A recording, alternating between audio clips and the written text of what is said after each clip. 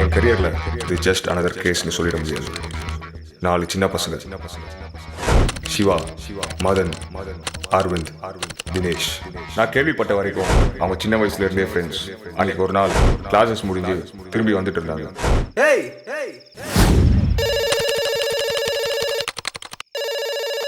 Hello hello Dilip, yes. உங்கள் பையன் இன்னைக்கு வீட்டுக்கு வர மாட்டான். என்ன சொல்கிறீங்க? யார் பேசுறது? உங்கள் பையனோட சேர்த்து 4 பேர் இங்கே தான் இருக்காங்க. எனக்கு தேவை 5 லட்சம் ரூபா. உங்களுக்கு சீரியஸ்னஸ் புரியும்னு நினைக்கிறேன். போலீஸுக்கு போய் டைம் வேஸ்ட் பண்ணாதீங்க திலீப். ஹலோ,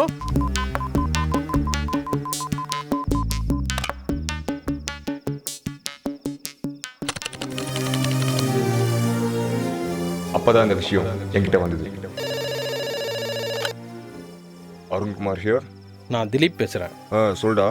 இன்னைக்கு ஈவினிங் என் பையன் நம்பர்லேருந்து ஒரு கால் வந்தது. என் பையனை கடத்தி வச்சுட்டு மிரட்டுறாங்க. அதுக்கப்புறம் ட்ரை பண்ணி பார்த்தேன், நம்பர் சுவிட்ச் ஆஃப்னு வருது. எனக்கு கொஞ்சம் பயமாக இருக்குப்பா. நீ கவலைப்படாத, உன் பையனை உன்கிட்ட கொண்டு வந்து சேர்க்க வேண்டியது என் பொறுப்பு.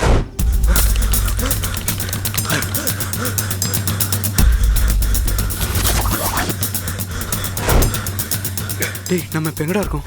அங்கே வீடு இருக்கு, அங்கே போனால் ஹெல்ப் கிடைக்கும். வாப்பலாம். கிட்னாப் ஆன 4 பேர்ல 3 பேர் உடம்புல காயத்தோட தப்பிச்சு வந்துட்டாங்க, அரவிந்த் தவிர. எந்த இன்ஃபர்மேஷனும் இல்லாமல் போயிட்டு இருந்த இந்த கேஸ்ல ஒரு பெரிய திருப்பம் ஏற்பட்டுச்சு.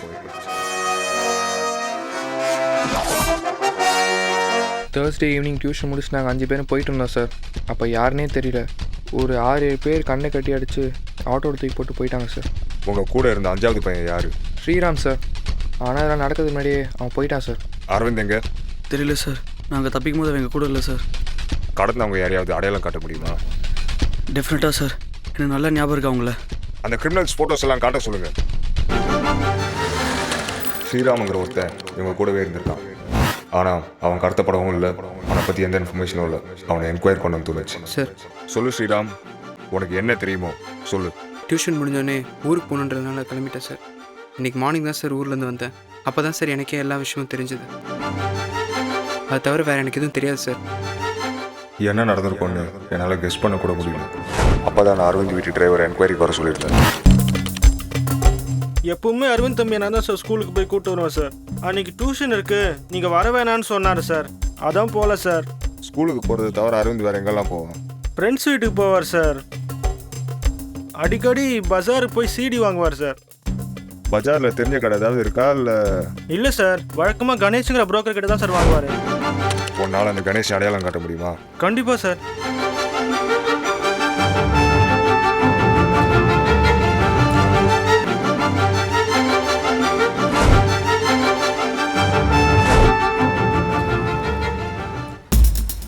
அரவிந்த் உனக்கு எப்படி தெரியும்? தம்பி வந்து என்கிட்ட சிடி வாங்குவார் சார். ஃபோன் பண்ணுவார், எடுத்து வைப்பேன். மற்றபடி எனக்கு அவரை பற்றி எதுவும் தெரியாது சார். கடைசியாக நீ அவனை எப்போ பார்த்த? போன புதன்கிழமை வந்தார் சார். சிடி வந்து வாங்கிட்டு போனார். அதுக்கப்புறம் அவர் வரல சார். அதுக்கப்புறம் நீ அவனை பார்க்கல? வந்தார் சார். போன வெள்ளிக்கிழமை வந்தார். நான் பிரச்சனை மாட்டிக்கிட்டேன், அவசரமாக மோதிரத்தை விற்று கொடுங்கன்னு கேட்டார். நானும் விற்று கொடுத்தேன் சார். 7,000 ரூபாய் கொடுத்தேன் சார். ஏடிஎம்ல எடுத்த புது 1000 ரூபாய் நோட்டுங்க. 14,000 ரூபாய் மோதிரத்துக்கு 7,000 ரூபாய் தான் கொடுத்துருக்கேன். ரிமாண்ட் பண்ண சொல்லு. வியாழக்கிழமை மணிக்கு பசங்க கடத்தப்பட்டிருக்காங்க. ஆனால் வெள்ளிக்கிழமை அரவிந்த் போய் மோதிரத்தை விற்றுருக்கானும் போது அவன் எங்கேயோ ஏதோ தப்பு பண்ணிட்டு இருக்கான்னு தோணுச்சு. அன்னைக்கு நைட் போய் பார்த்துட்டு வா. கோட்டூர்புரம் கோவம் கிட்ட ஒரு சின்ன பையனோட பாடி கிடச்சிது. ஐடென்டிஃபிகேஷனுக்காக போயிருந்தோம். காசு கடை அப்படி போ.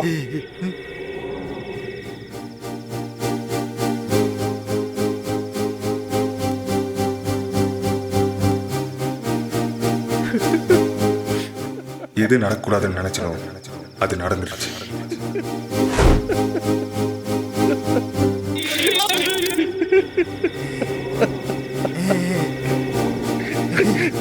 காசு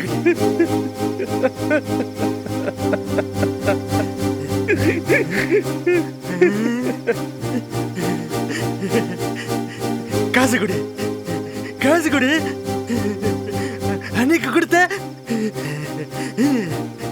காசு கொடு. 7,000 ரூபாய் கொடுத்தேன் சார். ஏடிஎம்ல எடுத்த புது 1000 ரூபாய் நோட்டுங்க. நான் கொஞ்சம் கூட எதிர்பார்க்காத ஒரு விஷயம். இப்பயாவது உண்மையை சொல்றீங்களா? அன்றைக்கி டியூஷன் முடிஞ்சு வந்துட்டு இருந்தோம். என்னை விட்டுட்டு எங்கடா போகிறீங்க? வீட்டு சாவியே என்கிட்ட தான்டா இருக்கு. டேய் எனக்கு என்னமோ சரியாக படலடா, வேணாண்டா, பயமாக இருக்குது. ஏன் என்ன இப்போ? இங்கே பார், எங்கள் அப்பாவுக்கு நானா ரொம்ப பிடிக்கும். எனக்காக எவ்வளோ வேணாலும் தருவார். நம்ம மாட்ட மாட்டோம், சரியா? வாங்கடா உள்ள. நான் நைட்டு ஊருக்கு போயிட்டு 2 நாளில் திரும்பி வந்துடுவேன். அது வரைக்கும் ஜாக்கிரதையா இருங்க. ஓகே மச்சான், பை. யார் கால் பண்ணுற? வந்த வேலையை பார்க்க தேவையில்ல. ஹலோ திலீப், உங்கள் பையன் இன்னைக்கு வீட்டுக்கு வர மாட்டான். ட்ரேஸ் பண்ணிடக்கூடாதுல்ல, அதனால தான் சிம் எடுத்துட்டேன். பிளான் பண்ணிட்டுமே தவிர எங்ககிட்ட செலவுக்கு எதுவும் காசு இல்லை சார். அதனால் அரவிந்த் அவனோட மோதிரத்தை விற்றான். அன்றைக்கி ஈவினிங் டிவி நியூஸ் பார்த்ததுக்கப்புறம் தான் எங்கள் விஷயம் எவ்வளோ சீரியஸ் ஆச்சுன்னு எங்களுக்கு தெரிய வந்தது சார். டேய், நான் சத்தியமாக இப்படிலாம் அவன் நினச்சி கூட பார்க்கலடா. உங்கள் அப்பா போலீஸ் போமான சொன்னியடா, இப்போ பாரு இங்கே வந்து நிற்குதுன்னு. மாட்டினா அவ்வளோதான்டா, உன் பேச்சை கேட்டதுக்கு. ஏய் உங்கள் புத்தி எங்கடா போச்சு? நான் அப்போவே சொன்னல வேணான்னு. எல்லாம் இந்த நாயால் தான்டா.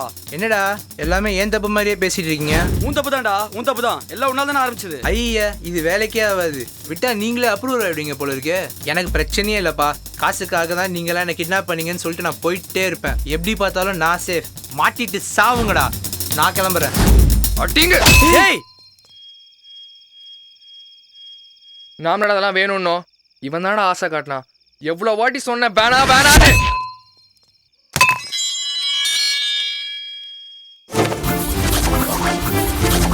நாங்கள் தப்பிக்க எங்களை யாரோ கிட்னாப் பண்ணிட்டாங்கன்னு சொல்கிறதா ஒரே வழி நினச்சோம். அரவிந்தோட பணத்தை கட்டி கோவத்தில் தூக்கி போட்டோம்.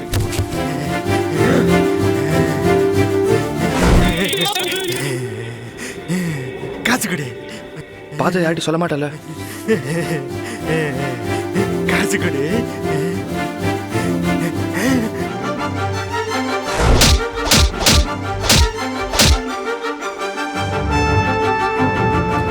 அவங்களே காயப்படுத்திட்டு கிட்னாப் மாதிரி நடத்தின நாடகம் வாஸ் ஆல்மோஸ்ட் பர்ஃபெக்ட். அந்த பைத்தியக்காரனுக்கு பயந்து காசு கொடுத்தது தவிர